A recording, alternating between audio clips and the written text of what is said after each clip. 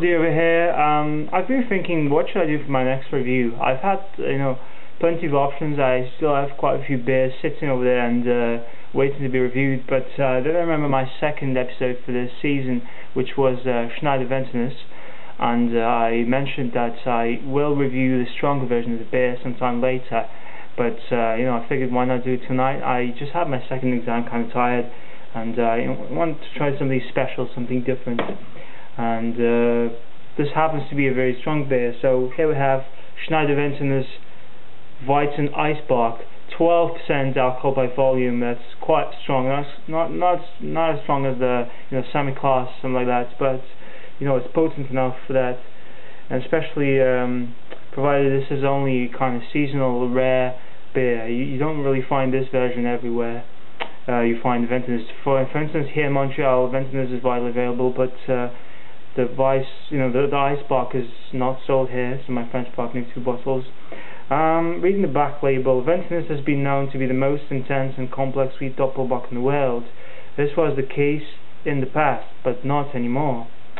Now, recently Hans-Peter Drexel, brewmaster at Schneider & Son, had stories about some extra special Ventimus resulting from partial freezing during a cold winter transporting in the 1930s. He decided to recreate the classic mistake to further concentrate the Ventimus in a modern controlled facility. Thus, the Ventimus Eisbock was reborn. Prost. Now, this one, it's called, the process which they use to make this beer now is called freeze distilling, something like that.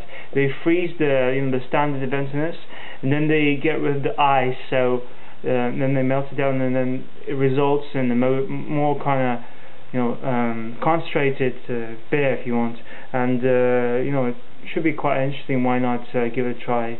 Now, the cap is blank, which is kind of disappointing for me, especially provided this is a German beer, but nevertheless, let's get reviewing right now.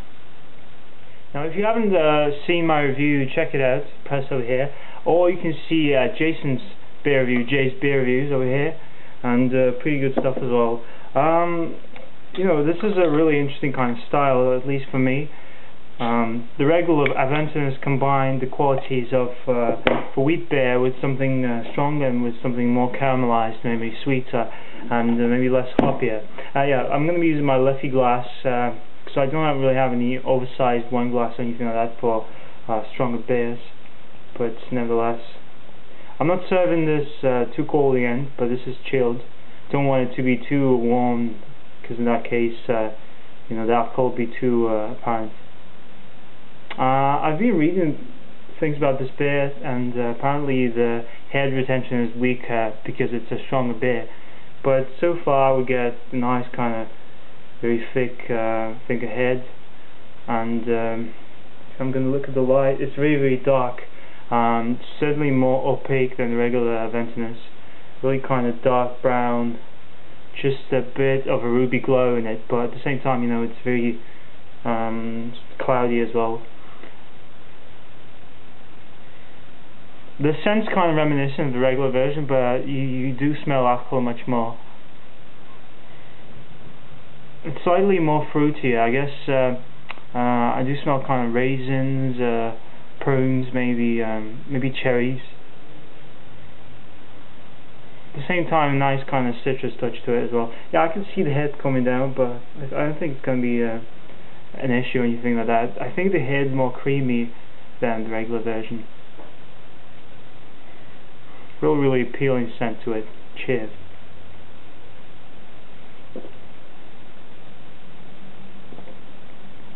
Oh, that is so strong. Oh. This is 2% lower than that Semi-Class, but I do feel alcohol much more in this one. Kind of overpowers everything in the whole, its whole taste profile. It's also moderately carbonated, so it's a very sweet, syrupy taste up front, with the same kind of fruitiness I could smell. So kind of dark fruit, maybe raisins, again cherries. But the alcohol content is very, very, it's very badly disguised. I don't know. it's not bad. It's just, but you know, I do have to say that for the regular Aventinus, I remember the smell being so robust that you know, I assumed it's going to taste just as going to have as much complexity in the taste, but the taste was a bit watery in this case. The taste is nothing but that. It's a very, very, you know, sharp.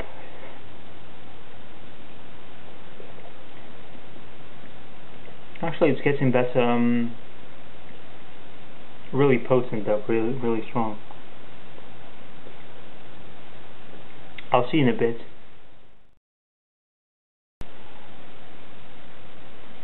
Okay, so for the final thoughts, I fell in love with this beer, despite what you probably see in the first reaction I had from this beer. Right, I didn't quite like it.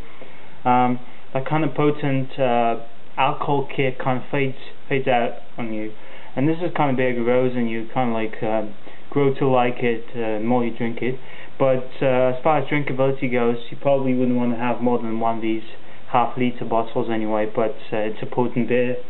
But anything I could wish for in a standard Aventinus, like I said, it was a bit too watery. The flavour was a bit too watery, not really up to the scale of the scent. This beer certainly it's not the case.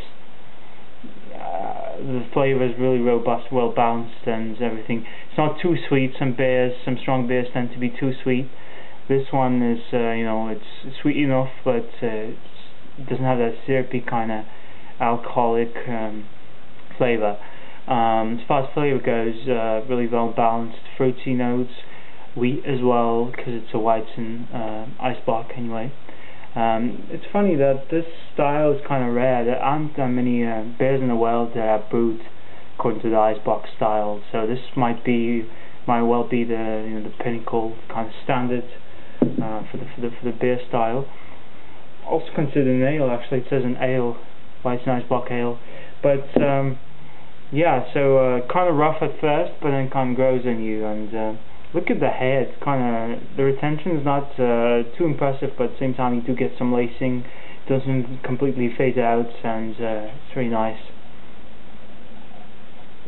This is not the kind of beer I would like to have in the summer probably, so it's more of an afternoon, evening kind of beer. Maybe good with dessert, or just as an after dinner drink. So yeah, as far as drinkability, I could find more. There are many beers that are more drinkable and even stronger than this. Even the Sammy Klaus, I think, is a bit more drinkable. But it doesn't take away from the beer. The flavor is just exceptional. The scent, the appearance, everything about it is great. You just have to accept the fact that it's a strong beer. That's all. And yeah, it's been fun. I'm gonna give this a 4.5. I thought I would give this a 4 or even 3.5, but kind of grew on me. I like this beer. It's certainly worth a try. If you can find this variety, please do. It's not going to be a disappointment for you. And kind of feel the buzz a bit, but who the fuck cares? Anyway, 4.5 out of 5. Please rate and comment if you can, and if you like what you see, subscribe to my channel. This was Schneider Aventinus Weizen Eisbock 4 out of 5. Cheers.